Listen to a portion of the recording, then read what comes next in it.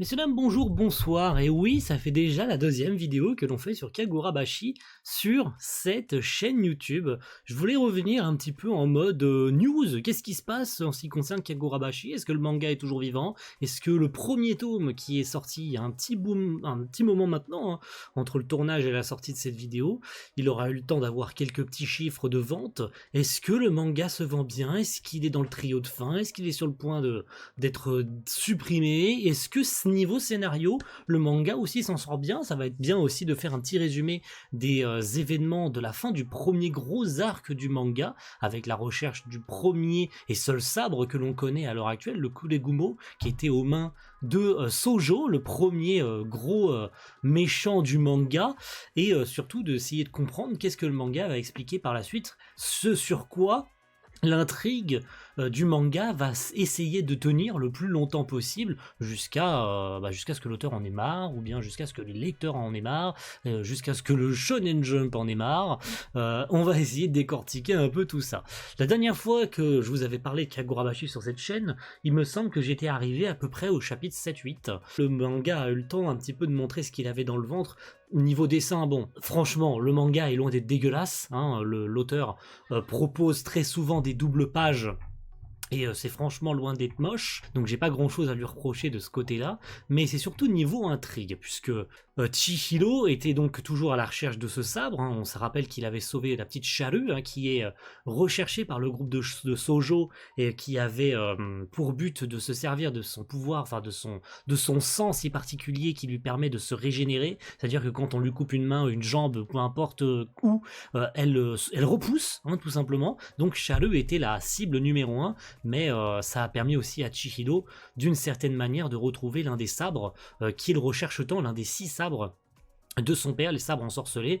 Donc forcément, c'était, on va dire, tout bénef pour lui, hein, même si on le sentait un peu froid envers la petite charrue au départ, il n'en sera rien, puisqu'au final, il fera d'une pierre deux coups, en sauvant Charrue, en s'accrochant aussi un peu à elle, hein. On sent que il y avait, même s'il ne le montre pas, une petite affection, hein, de sa part pour la petite, et surtout évidemment son obsession de retrouver ses sabres, et en particulier de l'arracher à Sojo. Qu'est-ce qui s'est passé depuis?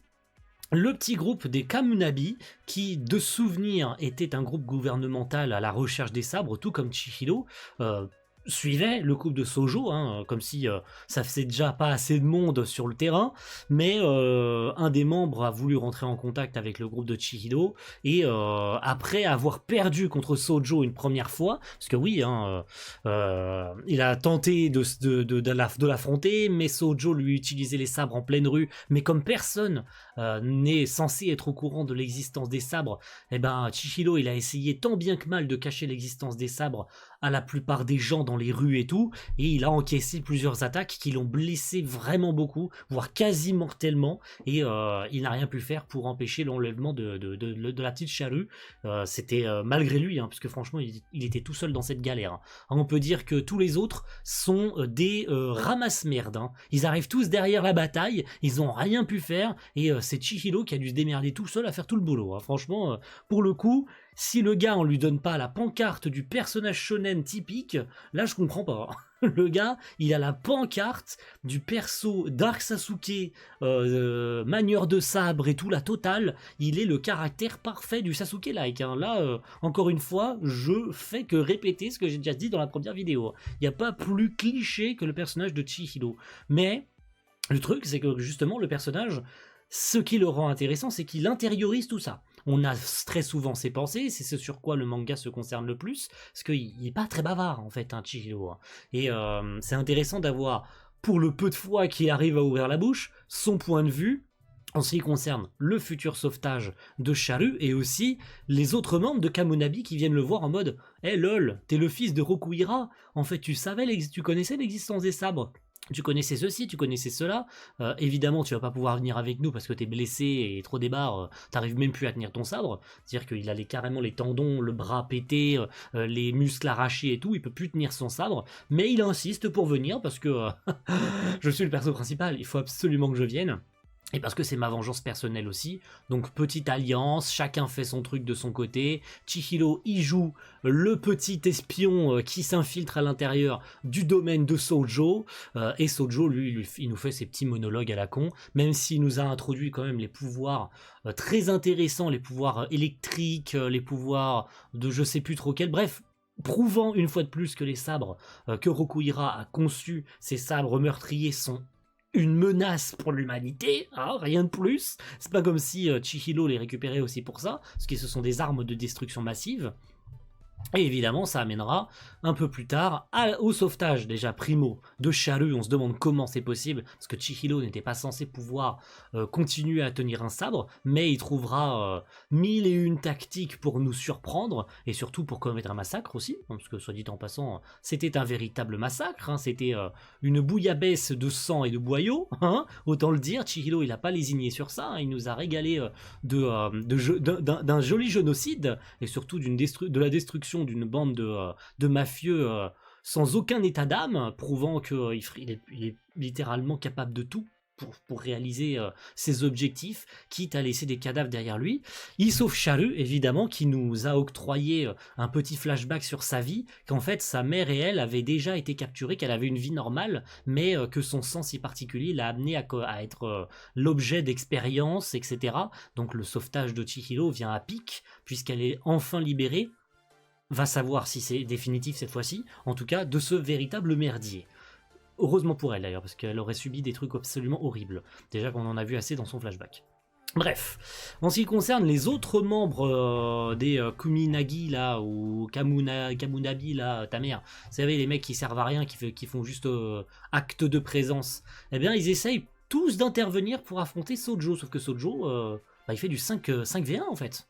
Littéralement, il fait du 5v1, même s'il y a de temps en temps des petites menaces comme ça, ou de la petite torture pour essayer d'obtenir une petite information comme ça sur Sojo, sur où est-ce qu'il se trouve, sur où est-ce quel est son pouvoir, comment est-ce qu'il a réussi à manier le sabre si facilement, si ceci, si cela. On a des gens qui évidemment aussi ont été contraints de répondre aux attentes de Sojo, puisqu'ils ont été menacés, leurs familles ont été menacées et tout, donc ils sont tous et toutes dans une véritable merde, donc ils ont tout simplement pas le choix, puisque Sojo, Sojo il est littéralement pire que Chihiro, il est prêt à tuer n'importe qui parlerait en fait, hein. C'est mort, les gens ne parlent pas, donc je ne laisserai aucune trace derrière moi, mais bon. Chihiro revient quand même à l'assaut, hein, après avoir été à moitié soigné par Charu, puisque oui, Charu a quand même eu la chance d'avoir pu octroyer une partie de son pouvoir à Chihiro et à le soigner, donc à lui permettre à nouveau, même si ce n'est qu'une petite partie, hein, puisqu'elle ne l'a pas soigné entièrement, mais lui permettre à nouveau de tenir son sabre dans sa main et de se battre. Donc il intervient à nouveau et c'est reparti pour un round 2, et cette fois-ci c'est merveilleux, hein, c'est tout simplement merveilleux. Il lui dit qu'il n'est pas digne de manier ce sabre, mais Sojo lui s'en bat les couilles, pour lui c'est juste une arme de tuerie massive, et puis c'est tout. Et le duel, il est d'une puissance, d'une qualité niveau dessin, et d'une qualité niveau mise en scène aussi. C'est un véritable bain de sang. C'est un bain de sang, et Chihiro prend aussi cher que lui, donc tu sens bien que ils font kiff-kiff, ils font 50-50, mais c'est l'expérience de Chihiro en matière de manier le sabre qui évidemment amènera à sa victoire, hein, et à ouvrir le ventre de Sojo aussi par-dessus le marché, ce que tant qu'à faire. Autant que ça soit sanglant jusqu'au bout, j'ai envie de vous dire. Il a laissé plein de cadavres derrière lui, donc autant rendre le tout continuellement dégueulasse et continuellement sanglant, continuellement horrible à voir. Donc c'est dans une explosion d'un bâtiment que Sojo perd la vie après un duel titanesque, j'ai envie de vous dire. Et le Kuregomo également brisé.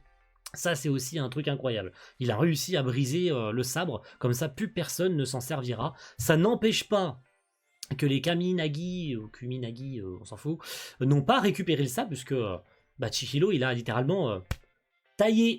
Il a taillé, ils se sont barrés en emmenant le sabre. Donc aucun d'entre eux n'a pu récupérer le Kulegumo, puisque Chihiro, même s'il a commis, enfin il a créé cette alliance le temps d'affronter Sojo et de l'arrêter, bah, ça n'empêche pas que lui, son objectif premier, c'est de rassembler les sabres de son père. Donc il ne le laissera pas à cette organisation, ni au gouvernement, ni à qui que ce soit. Donc ils se sont tous fait baiser dans l'œuf.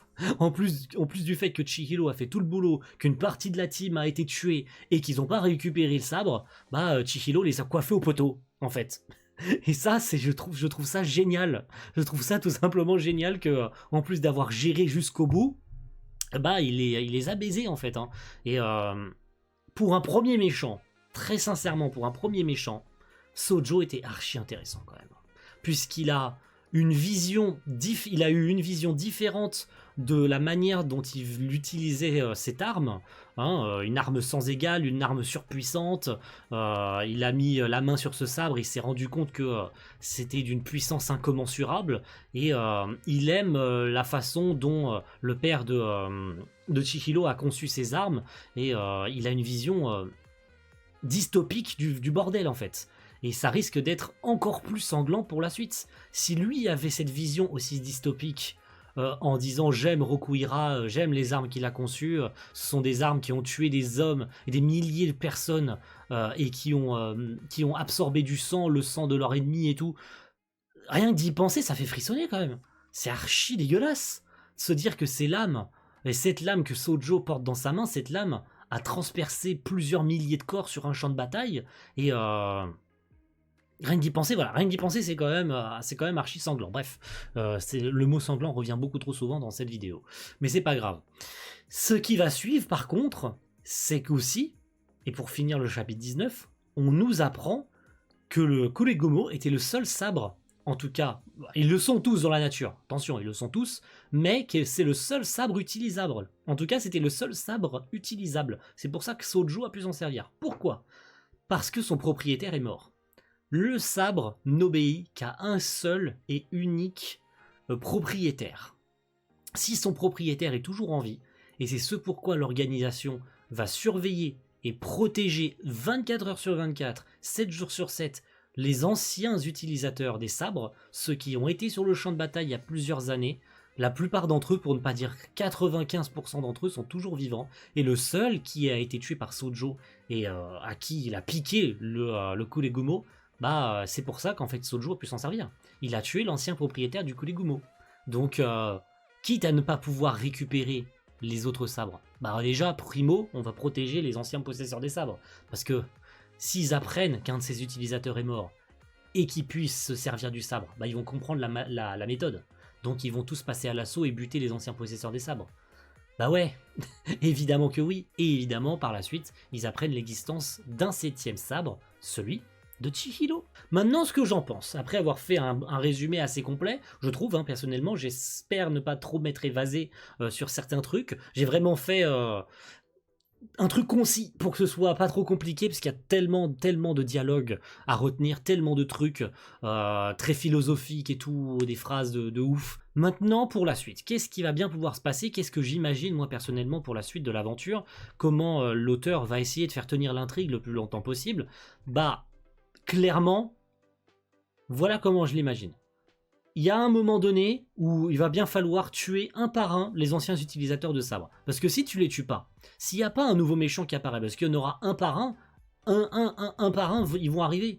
Un par un, ils vont vouloir se servir des sabres, un par un, ils vont aller tuer tous les anciens utilisateurs. Alors ce sont pas des branles, hein, les mecs, hein, ils sont pas censés être mauvais hein, quand même. Hein. Ils se sont servis de ces sabres ensorcelés sur un champ de bataille pendant une guerre. Ce n'est pas rien, les mecs ils sont pas censés, et on voit tous leur gueule à la fin du chapitre 19 en plus. Donc c'est pas censé être des mecs mauvais. Est-ce que Chihiro va à nouveau apparaître? Surtout qu'il nous annonce une nouvelle intrigue aussi, avec le quartier, c'est le marché noir, un truc dans le genre, et rechercher un mafieux en particulier, et la manière dont il pourrait entrer dans le marché noir. Et puis comme par hasard, il trouve un mec qui est devenu un gros fanatique de Chihiro en le voyant se battre dans la rue, hein, en essayant d'arrêter les attaques de Sojo, qui il s'est pris d'affection pour Chihiro, en faisant de lui, en s'autoproclamant le disciple de Chihiro. Voilà. Et puis comme par hasard, il a le nom de famille qu'il lui fallait.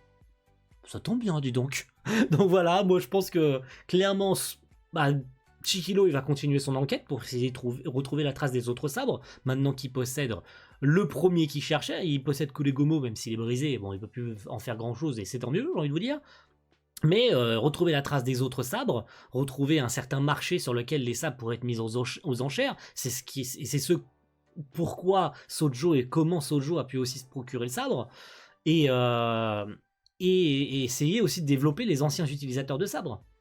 Et l'organisation d'aller plus en profondeur, de comprendre à quel point tout le monde baigne dans cette merde.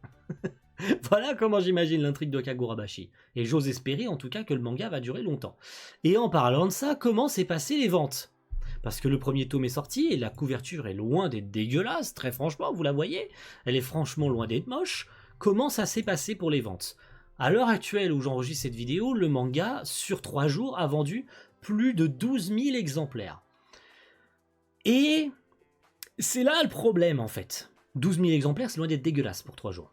Commençons par ça, voilà, déjà, calmons un peu le jeu, c'est loin d'être dégueulasse comme vente, la hype, on en était au moins sûr, je suis content d'en avoir parlé de cette façon et d'avoir au moins eu raison sur ça, la hype était bel et bien fantôme, hein. La hype a complètement disparu, j'ose même pas aller regarder le nombre de visionnages qu'il a sur Manga Plus, il est clair et net que Kagurabashi a dégringolé sur Manga Plus et que tout le battage médiatique qu'il a eu à son lancement n'était purement et simplement que pour faire du bruit et pour mettre à terre tous les mangas du Shonen Jump pour essayer de faire une espèce de fausse hype en mode vous avez vu future masterclass et tout. Je vois plus personne en parler.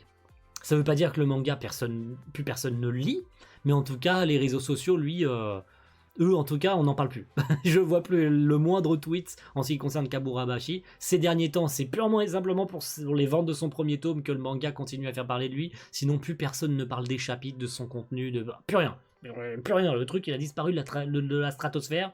Donc au moins, c'était bel et bien sûr, le manga avait une fausse hype, les gens n'ont strictement jamais lu le manga, ils ont tout simplement gonflé les notes du truc et les lectures, parce qu'il suffit simplement de cliquer une fois sur le chapitre sans le lire, ça comptabilise une vue. Donc, ou au pire, tu scrolles jusqu'à la fin du chapitre et c'est là que ça compte la vue. Mais c'était tout simplement histoire de gonfler les stats du truc, alors que personne n'en avait grand chose à faire du manga.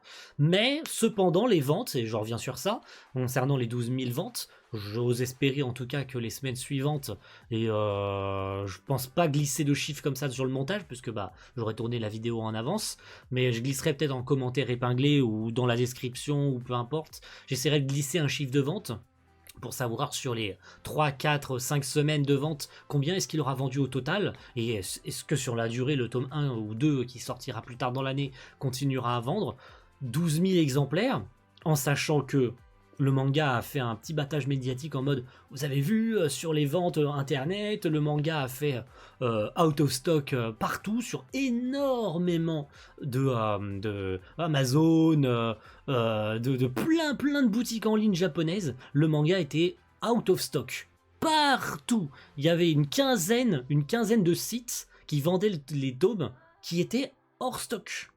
Donc forcément les gens se sont mis à dire en fait le manga il est pas si impopulaire que ça, il y a quand même et on voyait même, et c'est dire, les japonais relayaient énormément de photos du tome 1 qui étaient achetées par des étrangers, dont certains français, c'est le cas, hein, des français ont acheté le tome au Japon, l'ont fait importer et tout, ça compte comme une vente, hein, le tome il a été expédié du Japon, ça compte comme une vente, hein. Attention, ça compte comme une vente, donc peu importe qui l'a acheté, si c'est en France, en Italie, en Allemagne, en Europe, ou peu importe, ou en Extrême-Orient, ou en Amérique, on s'en branle, ça comptabilise comme une vente, et tout ça pour que le manga, au bout de 3 jours, il ait vendu que 12 000 exemplaires. Qu'est-ce que ça veut dire ? C'est simplement parce qu'ils n'ont pas imprimé tant de tomes que ça, en fait. Oui, le manga va avoir une réimpression. Oui, il en aura eu une. Entre le tournage et la sortie de la vidéo. Oui, il aura eu même probablement, et j'ose espérer, qu'il aura eu même encore plus de réimpression. Mais 12 000 cas, quand tu vois tous les tweets qui ont été faits à ce sujet en mode « Waouh, vous avez vu, il a été hors stock partout et tout !» et que 3 jours après, le truc, il est vendu que 12 000 exemplaires, c'est que soit on s'est fait douille, soit il y a du foutage de gueule quelque part, ou soit, et la réponse est simple, ils ont pas imprimé beaucoup de tomes. parce que ils imaginaient peut-être pas que le truc se vendrait aussi bien. Donc ils ont sous-évalué les impressions des tomes pour éviter d'avoir des pertes. Sauf qu'ils s'attendaient peut-être pas à ce qui est out of stock partout sur les ventes. Une autre explication toute simple aussi, et elle répondrait aussi à tout ça, c'est que les boutiques n'avaient pas de tant d'exemplaires que ça en disposition en fait. Que 15 sites internet soient out of stock, c'est que ces sites n'avaient pas tant de stock que ça. Ça se trouve, chacun de ces sites n'avait que une centaine d'exemplaires en stock sur leur site. Si ça se trouve, out of stock, ça veut rien dire. Ça veut rien dire. Si les mecs, ils avaient 10 tomes en vente, bah ils ont vendu les 10. Waouh, c'est vrai, oui, ils ont fait out of stock, ils ont vendu les 10. Mais qui en est 15, mais ça se trouve, les 15, ça se trouve, c'est ça, les 15 boutiques, tu divises 12 000 par 15 boutiques, bah ça se trouve, chacun d'entre eux avait une centaine de tomes à vendre. Ce qui est pas énorme. Ce qui est pas énorme du tout pour un premier tirage. Soyons honnêtes, on a vu des mangas sur 3 jours de vente se vendre 3 fois plus. C'est le cas. Vous comparez les chiffres du Shonen Jump à cette même semaine, les ventes de certains autres mangas se sont mieux vendues qu'Agurabashi. Donc oui, clairement, il y a eu une sous-évaluation des impressions du manga, et encore une fois, c'est pas une critique, j'ose espérer que le manga, une semaine après, ou 2 semaines après, voire 3 semaines après, aura vendu 30 000, 40 000, 50 000 exemplaires, histoire de faire fermer des bouches, que, atteint un certain seuil, le manga n'est plus en danger, il peut tenir au moins 3-4 tomes de plus, et que le truc va continuer. Il y a du potentiel, c'est cliché, c'est générique, ça tout le monde est d'accord pour le dire. Mais au moins laisser un peu de chance à une pépite du Jump. Faut arrêter faut arrêter de jeter aux ordures quelque chose qui a un peu de potentiel. Et c'est comme ça que fonctionne le magazine. C'est les lecteurs qui choisissent quoi dégager et quoi garder. C'est horrible comme situation, mais c'est comme ça que le magazine a toujours fonctionné. Donc si Kagurabashi plaît pas aux lecteurs japonais, bah il sera jeté aux ordures. C'est comme ça que ça fonctionne, c'est dommage. Mais j'ose espérer qu'il durera plus longtemps que ça, et que ces 12 000 exemplaires auront été surpassés de très loin sur la semaine suivante, et qu'ils auront réimprimé suffisamment de volume pour que le bordel se revende à nouveau aussi bien, et qu'on ait à nouveau du out of stock. Là, je serai plus attentif, et j'espère au moins avoir été aussi attentif que ça. Sur les semaines suivantes aussi, sur les 3-4 semaines suivantes. Donc, on verra bien ce qu'il en est. Je vous referai peut-être d'ici 3-4 mois un autre update, avec plus de contenu, puisqu'il y aura eu vachement plus de chapitres d'ici là, puisqu'on a la chance en plus d'avoir une team qui se consacre à traduire Kagurabashi, donc c'est très très cool de pouvoir suivre le manga, on a la chance de pouvoir le suivre traduit en FR, et par la suite on pourrait même, et ça j'en suis même quasi certain à ce stade, que le manga arrivera chez nous. Et chez qui ça pourrait être? Bah moi je plonge plus chez Crunchyroll. Ouais, il y a des grandes chances que Crunchyroll récupère le manga, puisqu'ils nous ont sorti tout un tas de trucs. Time Paradox que j'ai, qui a eu 2 volumes. Ils nous sortent même des mangas qui ont été annulés, genre Doron Dororon ou Ayashimon, qui est sorti aux éditions Crunchyroll, alors que ce sont des mangas qui ont été abandonnés par le Shonen Jump. Donc pourquoi Kagurabashi ne serait pas licencié chez nous, j'ai envie de vous dire, alors que c'est censé être une des futures, bon, plus trop maintenant, mais vous m'aurez compris, une des futures pépites du magazine, qui, on l'espère, durera le plus longtemps possible. Bref, rendez-vous pour une prochaine update, d'ici un petit moment maintenant, je sais pas quand, mais je vous tiendrai au jus sur les réseaux si j'ai envie de faire une update du manga, si vous souhaitez plus d'updates sur le manga, d'ici 1 mois et demi, 2 mois, pourquoi pas voir un petit peu comment ça a avancé niveau histoire et niveau vente aussi, voilà. Moi j'aime bien ce genre de petites vidéos détente dans laquelle je vous parle d'un manga qui me plaît bien, parce que Kagurabashi je le suis, à chaque fois qu'il y a des chapitres je les lis, donc voilà, pourquoi pas. Je vous laisse ça comme ça. A plus tout le monde. Ciao. Bye.